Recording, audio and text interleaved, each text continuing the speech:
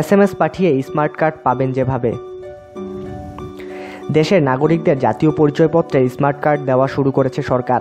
ইতিমধ্যে অনেকে নিজেদের কার্ড বুঝে পেয়েছেন, তবে সবার হাতে এখনও পৌঁছায়নি স্মার্ট কার্ড।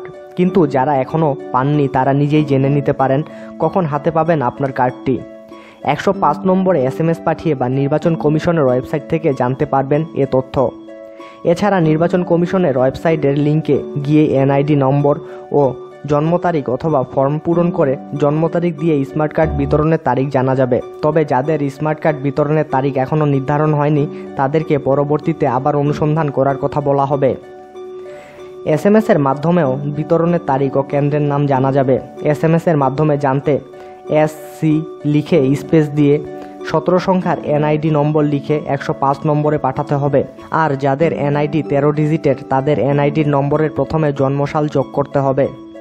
এখনও যারা NID পাননি তারা SC লিখে স্পেস দিয়ে F লিখে স্পেস দিয়ে নিবন্ধন স্লিপের ফর্ম নম্বর লিখে স্পেস দিয়ে D লিখে স্পেস দিয়ে জন্ম তারিখ লিখে 105 নম্বরে পাঠাতে হবে।